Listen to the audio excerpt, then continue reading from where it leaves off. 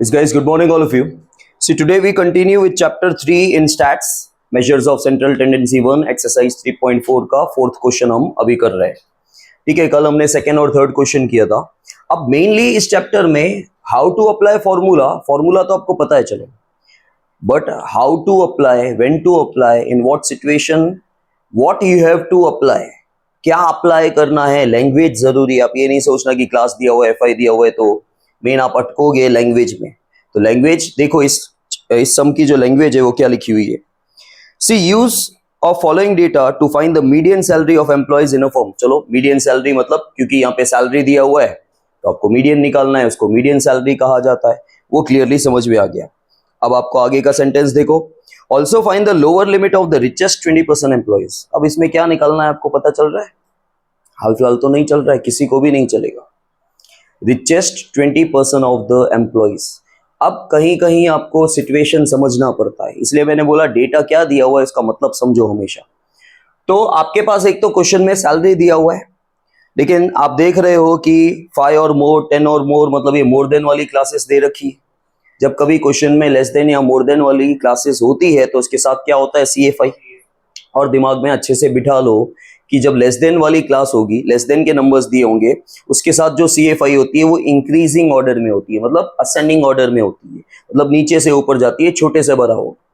लेकिन जब more than वाला होता है तो आपकी CFI ऊपर से नीचे आती है, हाईएस्ट टू लोएस्ट जाता है. देखो 120, 117 आपका हाईएस्ट नंबर पहले होगा, और लेस देन वाले में आपका लोएस्ट नंबर पहले दिया होता है. ठीक है, तो हमको यहाँ पे क्या बनाना है, हमको फ्रीक्वेंसी डिस्ट्रीब्यूशन टेबल बनाना है. This is not a frequency distribution table. ठीक है, ये क्यूमुलेटिव फ्रीक्वेंसी है.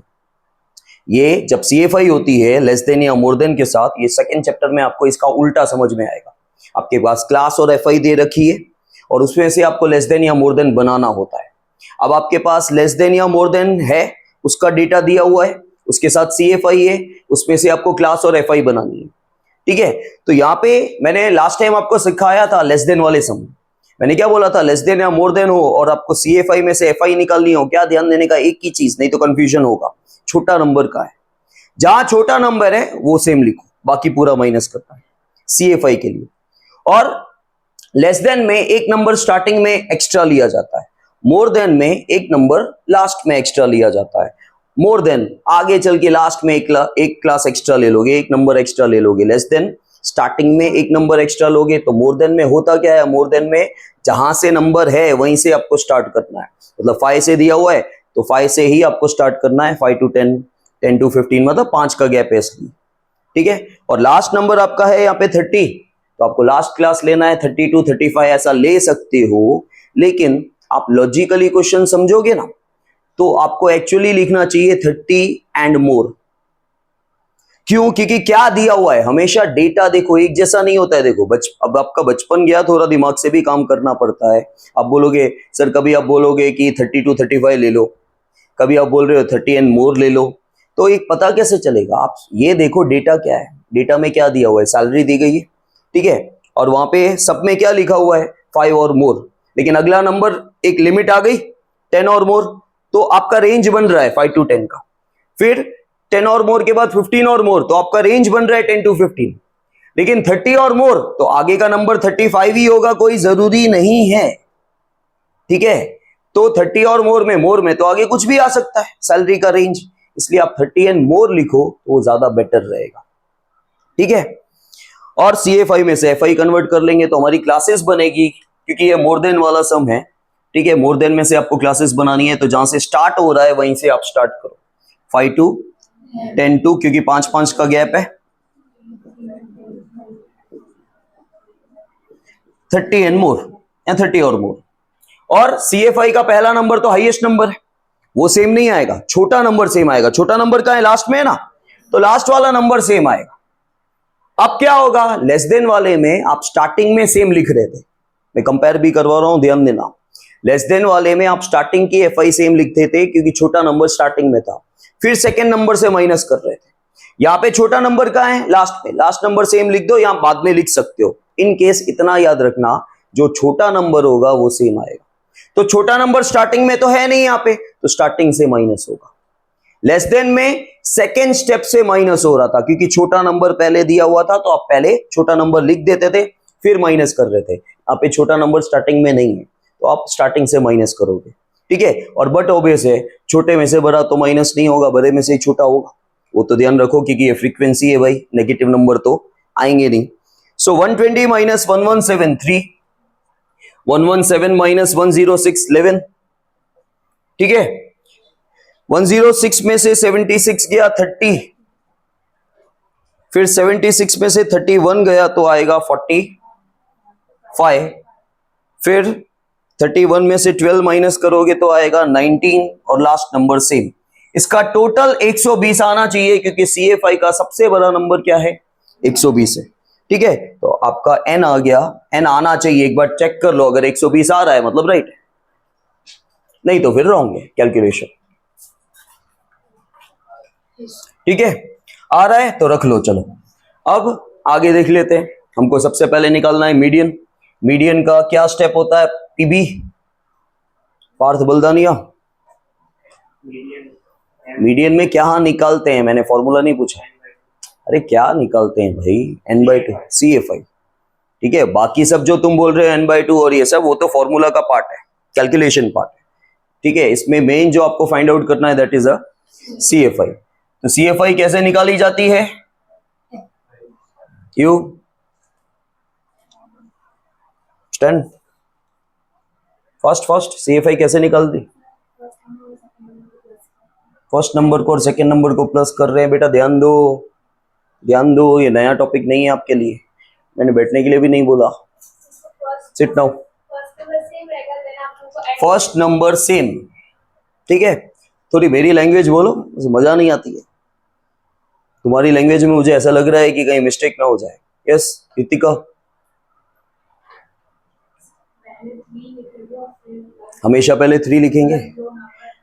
अब मेरी लैंग्वेज बताता हूं, एक्सप्लेनेशन करो। नहीं जो मैंने सिखाया है अभी एकदम भी ऐसा भी नहीं है।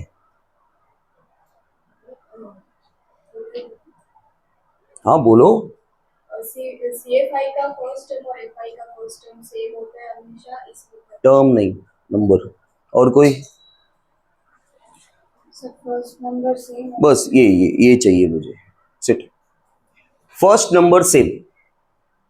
आपको एक सेंटेंस याद रखना है, पहला नंबर सेम, और कुछ नहीं, ज्यादा डिटेल में नहीं जाना है। किसका पहला नंबर सेम? FI का पहला नंबर। वो तो ठीक है, सबको पता ही है कि FI में से CFI निकलता है, लेकिन पहला नंबर 3 5 ये सारे नंबर बदलते रहेंगे। आप 3 बोलोगे तो दिमाग में 3 रह जाएगा काफी बार, तो पहला नंबर सेम, ध्यान दो आप लोग भाई, ठीक है। फिर ये जो आंसर आया CFI का उसको नेक्स्ट FI के साथ प्लस करना है, 3 + 11। अब काफी बच्चे ऐसे प्लस करेंगे ना तो भी आ जाएगा, लेकिन फिर आगे गलती हो जाएगी क्योंकि पहले 2 नंबर खाली ऐसे हो जाएंगे फिर नहीं होगा।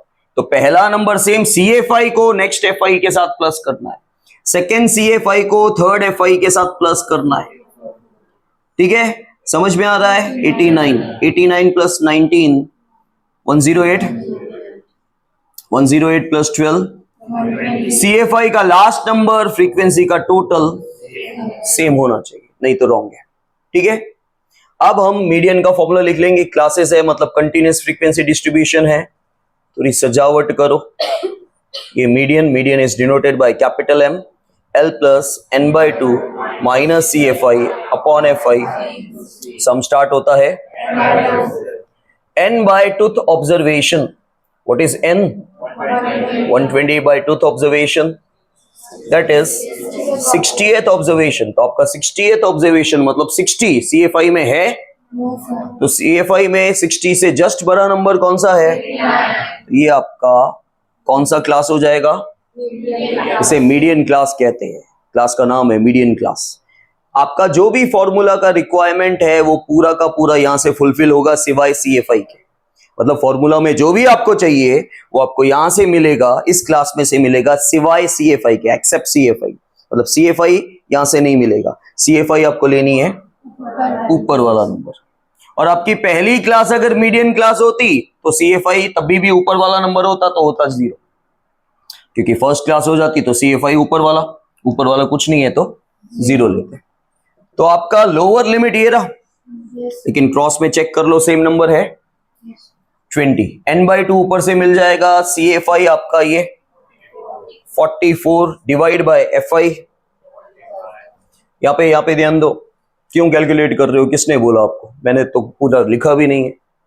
इसके बाद इस लोअर लिमिट से लेके अगले लोअर लिमिट तक का गैप, कितने का गैप है 5 का।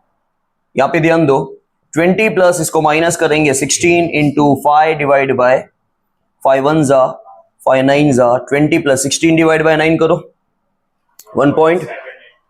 1.78। तो इसको प्लस कर दोगे आएगा 21 so this is your median. ठीक है, ये आपका मीडियन आ गया। अब आपको जो अगला फाइंड करना है, वो आपको लैंग्वेज नहीं पता है, फाइंड तो करने आता है। लैंग्वेज ये है कि आपको बोला गया है कि find the lower limit for the richest 20% employees. इसका कॉन्सेप्ट समझो। देखो, जो भी हमारे पास एम्प्लॉइज हैं, अगर मेरे पास 4 एम्प्लॉइज हैं तो वो 4 100% होते हैं। मेरे पास 2 एम्प्लॉइज हैं तो 2 अपने आप में 100% होता है। हर अमाउंट याद रखना, ये अच्छे से अब ये दिमाग में बिठाना, ये चीज अकाउंट्स में हर जगह आपको काम आएगा। 2 रुपए तो 2 रुपए, 2 रुपए भी अपने आप में 100% होता है। ठीक है, हर चीज अपने आप में 100% होती है। ठीक है, मेरे पास अगर 2 लाख रुपए हैं, किसी के पास 2 करोड़ हैं, तो उसके 2 करोड़ उसके लिए 100% हुए। मेरे पास जो टोटल अमाउंट है वो मेरे लिए 100% होगा। ठीक है, हर चीज 100% होती है। तो एम्प्लॉइज कोई 2000 5000 10,000 होंगे तो ही वो 100% कहलाएंगे, ऐसा नहीं होता है। मेरे पास 100 लोग हैं तो 100 लोग भी 100% होंगे। मेरे पास 2 लोग हैं तो 2 लोग, अगर मेरे पास एक ही बंदा है तो एक ही बंदा 100% वो अकेला हुआ। समझ में आया? तो यहां पे बोला गया है कि आपको रिचेस्ट 20% एम्प्लॉइज का, रिचेस्ट 20% एम्प्लॉइज का मतलब एम्प्लॉइज की कैटेगरी होगी। पूरा पिक्चर सामने आना चाहिए जब मैं बोल रहा हूं, नहीं तो आपको समझ नहीं आएगा, फिर रट्टा मारना पड़ेगा इसमें। ठीक है, जितना समझ सकते हो। और मैं कुछ हार्ड चीज नहीं बता रहा हूं, मैं बोल रहा हूं आपके पास जो भी एम्प्लॉइज हैं वो टोटल 100%। वेराइटी ऑफ एम्प्लॉइज होंगे आपके पास। वेराइटी मतलब 2 तरह की वेराइटी होती है, स्किल और अनस्किल। लेकिन उसमें भी सैलरी की वेराइटीज होगी, अलग अलग सैलरी होगी। तो जिनको सबसे ज्यादा सैलरी मिल रही है, ठीक है, वो रिचेस्ट एम्प्लॉइज कहलाएंगे। जिनको कम सैलरी मिल रही है वो comparatively they are less richer than the richest employees.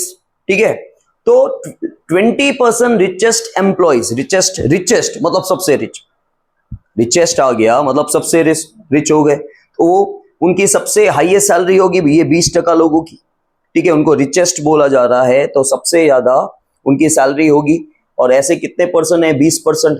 मतलब अगर मैं सैलरी यहां से लेफ्ट हैंड साइड से चालू करूं कि ये लोअर लोअर लोअर, उसके बाद इंक्रीज होती जा रही है, तो लास्ट में 20% आएगा। देखो समझो, ये 100%, ये 0, ये 100। यहां से तुम्हारी सैलरी जा रही है, यहाँ पे सबसे कम मिल रही है, ज्यादा ज्यादा ज्यादा ज्यादा ज्यादा। ठीक है, ये 0 है, वो 100 है, बीच में बाकी सारे नंबर कवर हो गए 1 से लेकर 99 तक। बोला गया है 20% रिचेस्ट। तो सपोज 80 यहां आ रहा है, तो ये 20% रिचेस्ट हुए। बराबर। अब 20% जो रिचेस्ट एम्प्लॉइज हैं उसका लोअर लिमिट पूछा है। उसका लोअर लिमिट मतलब वो चालू जहां से हो रहा है, क्योंकि ये सारे रिचेस्टिंग, ये जो 20% आपको रिचेस्ट दिख रहे हैं ना, ऐसा नहीं है कि इन सबकी सैलरी एक जैसी, लेकिन इनको रिचेस्ट के रेंज में हमने काउंट किया है। इनको रिचेस्ट के रेंज में काउंट किया है भाई। इनको जितनी भी सबको जितने भी 20% है, 20% बोले, 20 लोग नहीं है। 20% लोग 10,000 भी हो सकते हैं, 20% लोग 500 भी हो सकते हैं, 20% लोग 1 लाख भी हो सकते हैं। डिपेंड की एम्प्लॉइज कितने हैं भाई। तो हम 20% रिचेस्ट एम्प्लॉइज की बात कर रहे हैं, लेकिन ये 20% एम्प्लॉइज, अगर सपोज उसके अंदर लाख एम्प्लॉइज होते हैं, 1 लाख एम्प्लॉइज, तो 1 लाख एम्प्लॉइज की सबकी सैलरी सेम होगी, सब एक ही लेवल पे होंगे? जरूरी है नहीं ना। लेकिन इनको हमने कहां डाला है? इनको हमने रिचेस्ट में डाला है। उसका क्या फाइंड करना है? Lower limit. लोअर लिमिट मतलब ये जहां से चालू हो रहा है। ठीक है, अब ये फाइंड करना है, तो आगे से ये क्या हुआ, इसको बोलेंगे P80, इसको बोलेंगे। अब एक और तुमको चमत्कार बताता हूं। तुम कभी भी D8 निकालो या P80 निकालो, आंसर सेम आएगा। तुम D4 निकालो, क्योंकि D40 तो होता नहीं है, D जाता ही 9 तक है, ठीक है, नीचे 10 आ जाता है। तो मैंने बोला था आपको डिसाइल कहां तक होते हैं, 1 से लेके 9 तक होते हैं, ठीक है। तो जो डिसाइल आप 9 निकालो या P90 निकालो, आंसर एक ही है, क्योंकि एक एक जीरो कम हो जा रहा है ना। जैसे P80 है, ठीक है, P80 के फॉर्मूला में क्या होगा, बाहर 80 आएगा, नीचे 100 आ रहा है, तो बाहर 80 और नीचे 100 में से एक एक जीरो कट गया, तो बाहर 8 बचा, नीचे 10 बचा, तो वो D का फॉर्मूला हो गया। फिर तो बाकी चेंजेस तो बाकी सेम ही होता है, ठीक है। तो अगर तुमने यहां पे P80 की जगह D8 भी निकाला ना, तब भी राइट जाएगा। लेकिन D8 में मैं एग्जांपल यहां पे 0 और 10 का दे सकता हूं, क्योंकि D अगर मैं डिसाइल के हिसाब से समझा रहा हूं, तो डिसाइल तो 10 से मतलब 9 से आगे होता ही नहीं, ठीक है। जो टुकड़े मैं कर रहा हूं वो 9 कर रहा हूं, लेकिन पीसेस मिलेंगे एक ज्यादा होता है। जब मैं एक ही टुकड़ा करता हूं, एक ही बार काटता हूं, तो पीसेस कितने मिलते हैं, मैं 3 बार काटता हूं तो पीसेस, तो D9 में डिसाइल में मैं 9 बार काट रहा हूं, लेकिन पीसेस कितने मिल रहे हैं, 10। तो मैं डिसाइल के हिसाब से अगर एग्जांपल देता तो उतना ही बोलता कि यहां पे 0 वहां पे 10, आंसर दोनों में एक ही आता है। लेकिन क्योंकि ये परसेंट वाला है, तो आप परसेंटाइल के हिसाब से समझो तो बेटर है। लेकिन कभी भी आपने हाँ पूछा गया है P80, तो मेहरबानी करके P80 निकालो ना, D8 क्यों कर रहे हो, आंसर तो उसे भी आएगा। लेकिन आपसे जब पूछा नहीं गया है, तो आप P80 की जगह D8 करते हो तो चल जाता है।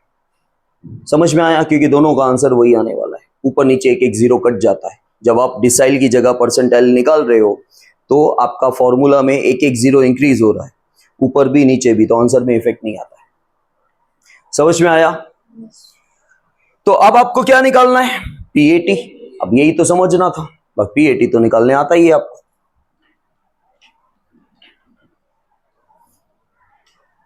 तो अब हम यहां पे निकाल रहे हैं P80।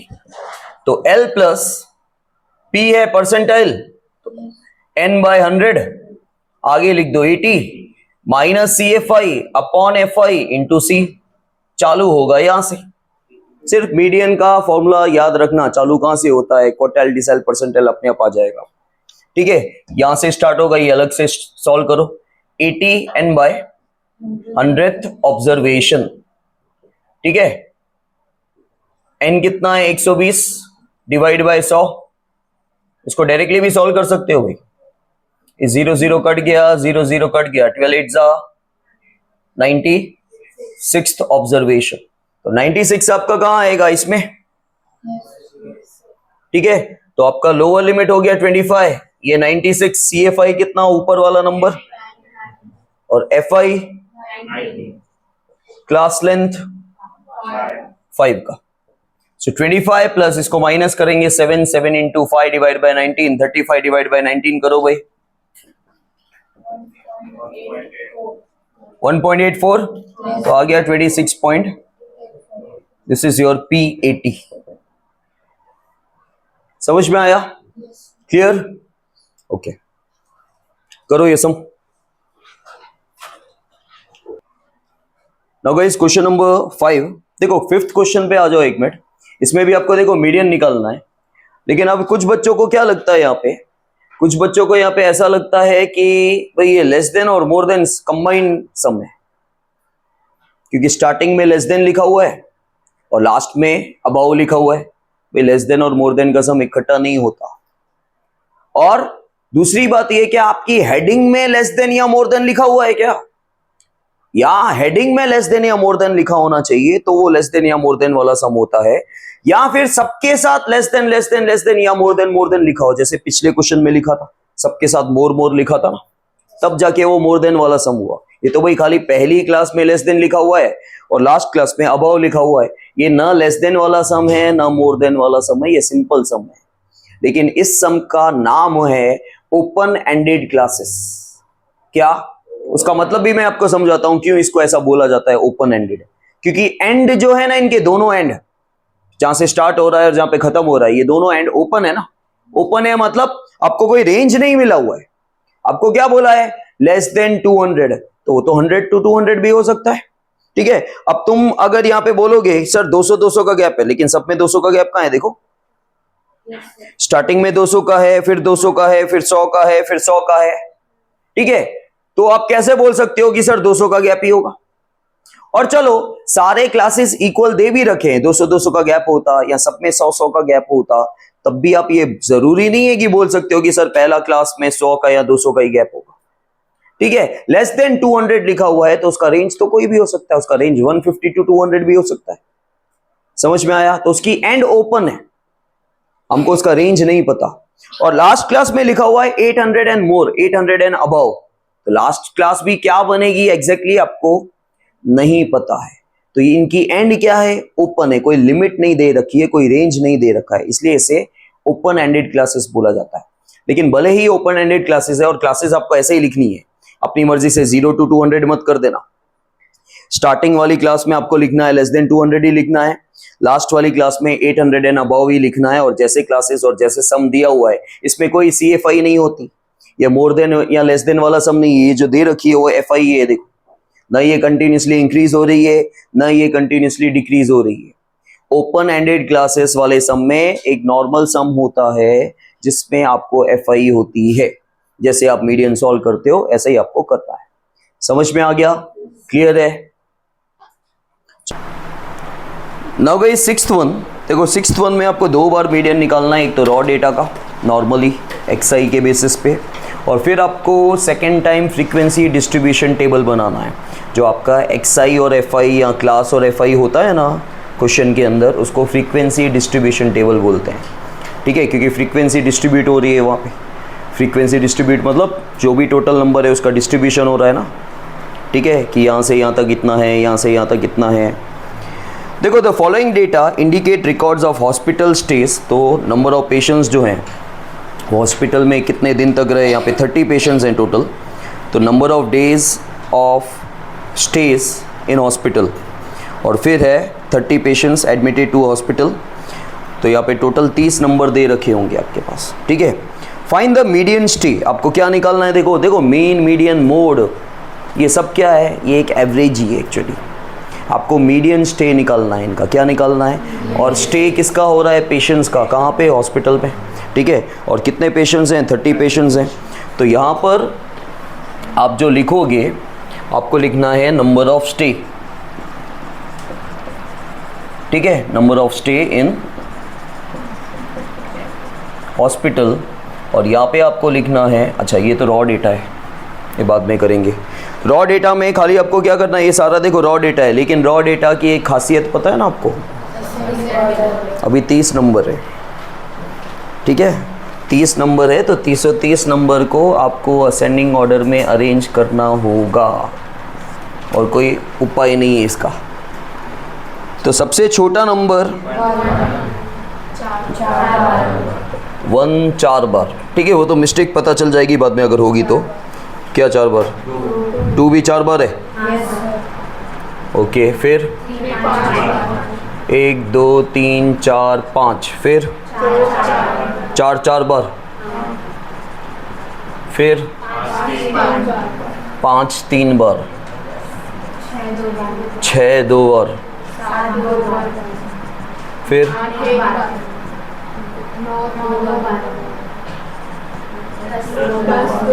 10 2 बार, फिर 15 1 बार। हो गया? नाउ ये 4 4 8 8 और 5 13, 13 और 4 17, 17 और 3 20, 22 24 25, 25 और 5, और असेंडिंग ऑर्डर आपको दिख ही रहा है।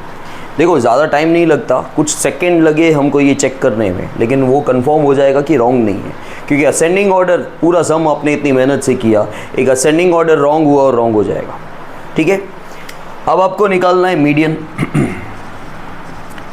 तो लिखो median, it is denoted by capital M, n+1 divide by, ठीक है, n कितना है? 30, 30 + 1 divide by tooth observation, that is 31 by tooth observation, that is 15.5, 15.5th observation। तो 15.5th observation का हम लोग क्या करेंगे? 15th observation plus 16th observation. 0.5 में यही होता है, हाँ 0.5 में हमेशा यही होगा। 15 के बाद वाला क्या है 16 डिवाइड बाय, तो विच इज़ योर 15 ऑब्जर्वेशन। 3 ये कितने थे, 4 4 8 13 14 15, और 16th भी क्या है 4 + 4 8, 8 डिवाइड बाई 2। और ये वैसे आप डायरेक्टली भी मीडियन रॉ डेटा में आंसर कंफर्म कर सकते हो, लेकिन क्या है ये 30 ऑब्जर्वेशन है, इवन है। ऑड होता ना मैं आपको डायरेक्टली बता देता, क्योंकि 5 होते अगर नंबर टोटल 5 होते तो बीच वाला मीडियन होता है, 2 वहाँ चले गए 2 वहाँ चले गए, और ये 30 है तो एग्जैक्टली सेंटर नहीं आएगा, ठीक है एग्जैक्ट, क्योंकि देखो 30 में 30 का आधा 15 होता है, लेकिन वैसे नहीं समझ में आता है, आधे इधर जाने चाहिए आधे इधर, 15 इधर गए 15 इधर गए, तो बीच में क्या बचा 15.5। समझे, जब इवन नंबर होगा तो ऐसा ही होगा, जैसे 8 होगा तो 8 में 4 इधर चले गए 4 इधर, इधर दोनों तरफ इक्वल होते हैं, तो बीच में क्या आया 4.5, वो मीडियन होगा। 9 होगा तो डायरेक्टली आपको आंसर पता चल जाएगा, 4 इधर गए 4 इधर गए, 5वां नंबर मीडियन है असेंडिंग ऑर्डर में अरेंज करने के बाद। 11 होता तभी हो जाएगा, 5 इधर गए 5 इधर गए, जो छठा नंबर है बीच में छठा नंबर आ रहा है। ऑड में सेंटर वाला नंबर आपको इजीली पता चल जाएगा, जैसे 10 नंबर है, ठीक है 10 नंबर है, 5 इधर गए 5 इधर गए, ठीक है, तो बीच वाला 5.5। चलो एक बताते बताते हमेशा मुझे ट्रिक मिलता ही है कुछ ना कुछ, एक दूसरा भी आप डायरेक्टली कर सकते हो। जैसे इवन नंबर भी है तो इवन का जो भी नंबर है इवन वाला उसका आधा कर दो, तो जैसे 10 है 10 का आधा 5.5 आएगा, ठीक है 12 का आधा 6.5 आएगा। और प्रैक्टिकली मैंने आपको बता दिया, आधे इधर गए बीच वाला, इवन में 0.5 ही आएगा, और ऑड नंबर हुआ तो एग्जैक्टली आपको सेंटर वाला नंबर मिल जाएगा, ठीक है। मतलब आपको कंफर्म करना हो, बाकी ये मेथड तो दिखाना ही है आपको। समझ में आया? अच्छा, इसके बाद आपको फिर से बोला है मीडियन फाइंड करने के लिए, लेकिन देखो कथा क्या लिखी है आगे की। फर्दर कन्वर्ट दिस इंफॉर्मेशन, मतलब ये जो डेटा है आपके पास, इन अ कंटिन्यूस फ्रीक्वेंसी डिस्ट्रीब्यूशन। आपको कंटिन्यूस मतलब क्लासेस बनानी है अब, और इंक्लूसिव टाइप बताना है। अब इंक्लूसिव एक्सक्लूसिव मैं आपको सेकेंड चैप्टर में अच्छे से सिखा दूंगा, हाल फिलहाल यहाँ पे उतना रोल नहीं है। By taking classes of equal length, देखो वैसे तो क्या होता, अगर कोई यहाँ पे कुछ भी बोला नहीं होता तो आप अपनी मर्जी से क्लासेस बना देते कोई भी रेंज लेके, लेकिन यहाँ पे आपको टाइप भी दिया हुआ है, 2 तरह का फ्रीक्वेंसी डिस्ट्रीब्यूशन होता है, इंक्लूसिव एक्सक्लूसिव, इंक्लूसिव और एक्सक्लूसिव, ठीक है। और उसमें भी लेंथ भी इन्होंने दिया है कि कहाँ से कहाँ लेना है, 1 2 3, ठीक है 1 से लेके 3 तक का क्लास बनना चाहिए। Find the median from the frequency distribution and compare it with your earlier answer. तो आपको फ्रीक्वेंसी डिस्ट्रीब्यूशन टेबल बनाना है, मतलब क्लासेस बनानी है, लेकिन उसमें इंक्लूसिव टाइप बनाना है, और उसके साथ ही आपको क्लासेस कौन सी होनी चाहिए, जैसे 1 2 3 एक क्लास होनी चाहिए, ठीक है, वहाँ से स्टार्ट करना है, क्योंकि वैसे भी आपका सबसे छोटा नंबर क्या है। देखो जो इन्होंने हिंट दिया है ना कि आपको 1 से लेके 3 तक का क्लास लेना है, हमेशा ज़रूरी नहीं है कि वो पहला क्लास ही होगा, वो 1 ऑफ द क्लास होना चाहिए, ऐसा है। तो इंक्लूसिव एक्सक्लूसिव का मैं आपको एग्जांपल दे देता हूँ, जैसे देखो 0 to 9, 10 to 19, 20 to 29। दूसरा 0 to 10, 10 to 20, 20 to 30। ये आपका इंक्लूसिव है, ये आपका एक्सक्लूसिव है। अब इंक्लूसिव और एक्सक्लूसिव का वैसे मतलब समझते हो ना, इंक्लूड होना, इंक्लूसिव मतलब इंक्लूड होना, एक्सक्लूड होना, वो इंक्लूड नहीं हो रहा है। तो देखो यहाँ पे जो नंबर आपको दिख रहे हैं ना 0 से लेके 9 तक, सारे के सारे 9 यहाँ पे इंक्लूड हो रहा है, क्योंकि 9 यहाँ पे है ही नहीं। फिर ये 10 से लेके 19 वही इंक्लूड हो रहा है, लेकिन यहाँ पे 0 to 10, लेकिन 10 तो यहाँ पे भी है। तो ये जो पहली क्लास में आपको 10 दिख रहा है ना, वो 10 वहाँ पे इंक्लूड, इसलिए वो एक्सक्लूसिव हुआ, वो नेक्स्ट क्लास में इंक्लूड होगा। फिर ये 20 यहाँ पे इंक्लूड, ठीक है। जब आपका पहली क्लास का अपर लिमिट और सेकेंड क्लास का लोअर लिमिट, पहली क्लास का अपर लिमिट और सेकेंड क्लास का लोअर लिमिट सेम होना, तो वो एक्सक्लूसिव होता है, क्योंकि वो नंबर ऊपर काउंट नहीं होता, वो नंबर हमेशा नीचे काउंट होता है। और भाई यहाँ पे तो सेम है ही नहीं, तो जो जहाँ पर है वो वहीं काउंट होगा ना, ऊपर 9 है तो 9 नीचे कैसे काउंट होगा, नीचे 9 है ही नहीं, तो वो इंक्लूसिव होगा। तो आपको अभी इंक्लूसिव टाइप बनाना है। क्या बनाना है? इंक्लूसिव टाइप में जैसे इन्होंने क्लासेस दिए 1 2 3, तो नेक्स्ट क्लास 3 2 नहीं चालू होगा, 4 2 चालू होगा। समझ में आया?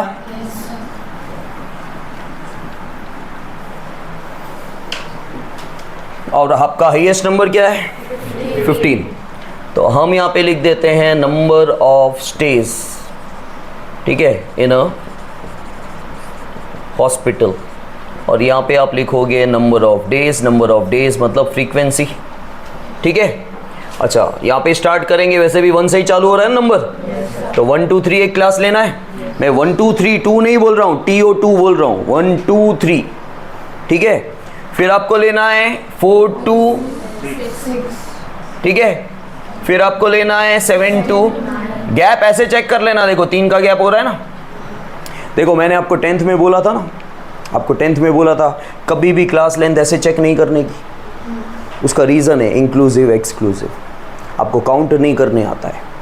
अब यहाँ पे क्या होता है, जनरली मैंने 10th में आपको बोला वर्टिकली क्लास लेंथ निकालने का, इसमें से ये माइनस करने का, इंक्लूसिव हो या एक्सक्लूसिव हो दोनों में ऐसे हो जाएगा, आपको राइट आंसर मिलेगा।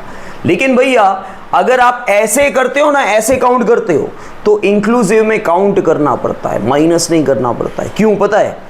अब देखो आप 3 - 1 करोगे तो, और काउंट करो तो 3 आ रहा है, 1 2 3, क्योंकि 3 भी तो यहाँ काउंट करना है ना, समझ रहे हो।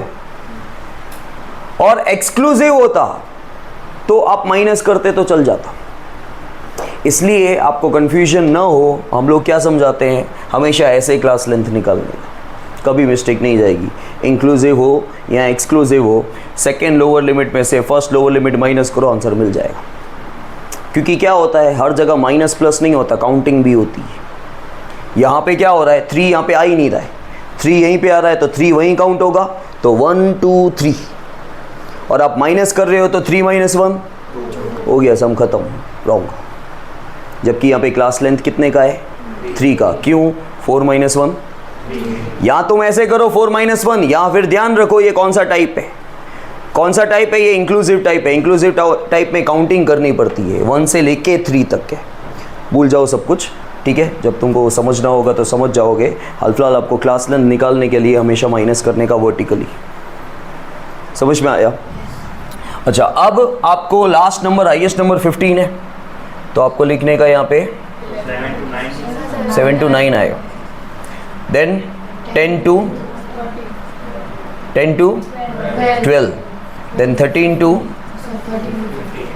हमेशा लिखने के बाद अगर मिस्टेक हो रही है तो एक बार चेक कर लो, आपको मिस्टेक पता चल जाएगी। कैसे? जब माइनस करोगे ना तो पता चल जाएगा। देखो 3 का गैप है, 3 का 3 का 3 का, ठीक है। अगर नंबर की मिस्टेक होती तो 3 का गैप आपको नहीं मिलेगा। अच्छा, इसके बाद फ्रीक्वेंसी निकालने के लिए आपको पहले बनाना पड़ता है टेली मार्क्स, ठीक है। तो पहले मैं टेली मार्क्स लिख देता हूँ, क्योंकि डायरेक्टली ये तो चलो नंबर कम है तो आप बोलोगे सर हम काउंट करके भी लिख सकते हैं, लेकिन मेथड दिखाना पड़ेगा ना, टेली मार्क्स बनाने पड़ेंगे। फिर आपको लिखना है नंबर ऑफ डेज को डिनोट करेंगे हम FI से, और FI के बाद निकलेगी क्योंकि आपको मीडियन निकालना है, ठीक है। टेली मार्क्स, अब देखो 1 2 3, 1 2 3 4 5 6 7 8 9 10 11 12 13, तो टेली मार्क्स 1 2 3 4 5 6 7 8 9 10 11 12 13, तो यहाँ पे आ जाएगा।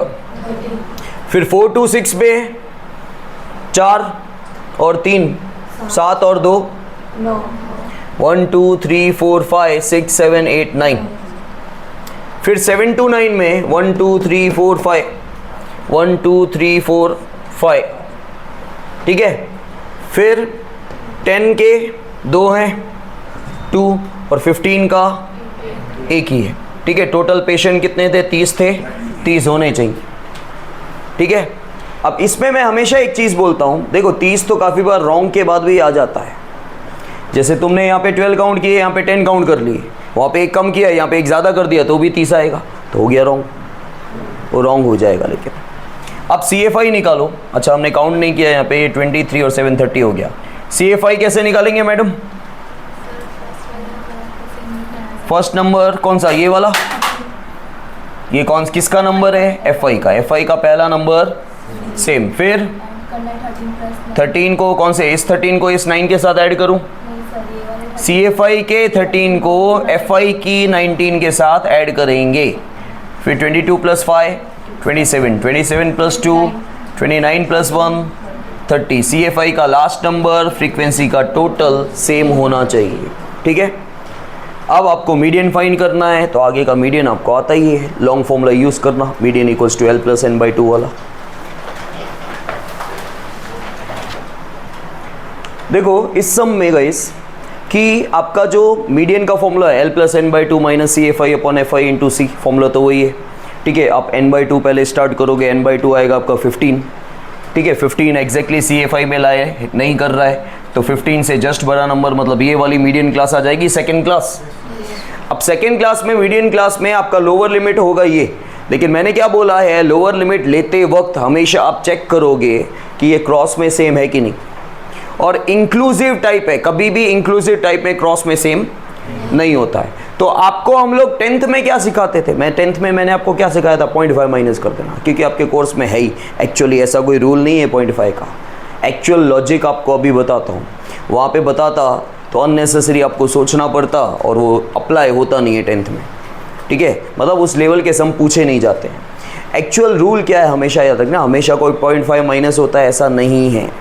अभी भी ऐसे ही सम्स हैं ज़्यादातर आपको कि 0.5 ही माइनस हो रहा है, लेकिन वो तो एक रेक्टाफिकेशन है। आप कल को ही बोलोगे कि 0.5 माइनस कर देंगे तो रॉन्ग हो जाएगा, ये रूल नहीं है। रूल ये है कि आपको गैप चेक करना है। गैप कितने का है, जितने का गैप है ना उसका आधा करो, / 2। तो चलो 1 का गैप होगा तो 0.5 माइनस होगा, लेकिन आधे का गैप होता तो 0.25 माइनस होता, 2 का गैप होता तो 1 माइनस होता।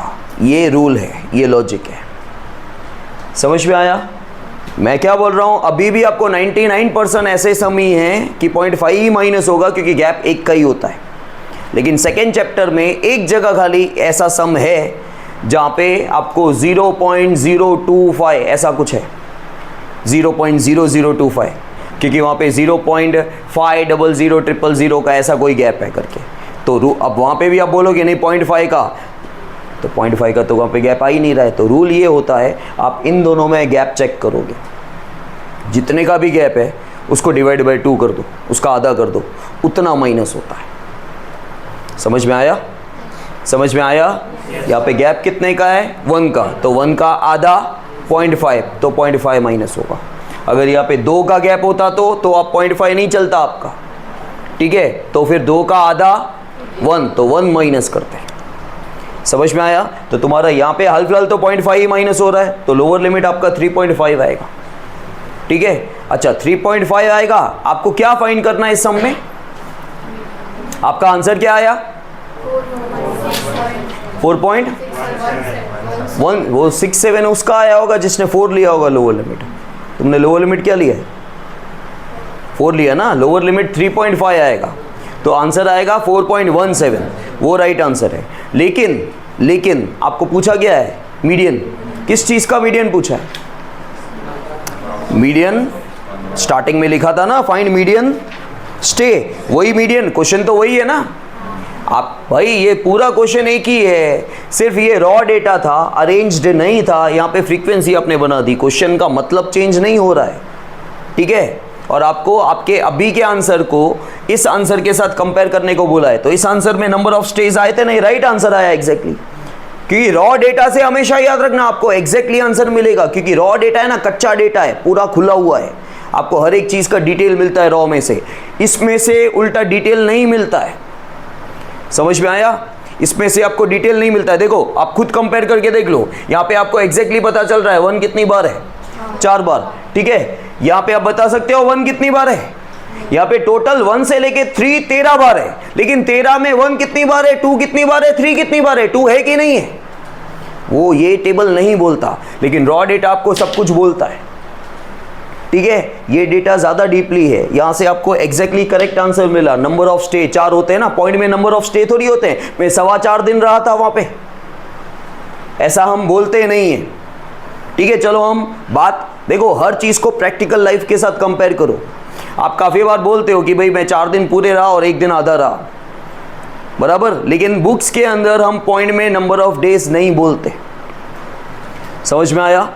यहाँ पे एग्जैक्टली नंबर ऑफ डेज आने चाहिए। तो आपके 4.17 जो आंसर आया उसको आप कन्वर्ट करोगे, राउंड अप करोगे तो 5 तो नहीं करोगे क्योंकि 0.17 है पीछे, 0.5 से ज़्यादा होता तो हम आगे जाते, तो अभी पीछे आना पड़ेगा। तो आपको आंसर लिखना है 4, क्योंकि 4.17 is equivalent to 4, not equal, it is equivalent to 4 होता है, ठीक है। तो फाइनली आपको आंसर लास्ट में लिखना है मीडियन इक्वल्स टू, उसको कन्वर्ट करना है। 4.17 आया, फिर देयरफॉर मीडियन इक्वल्स टू, वो अंडरस्टूड है कि 4 आपने क्यों लिखा, समझ में आया।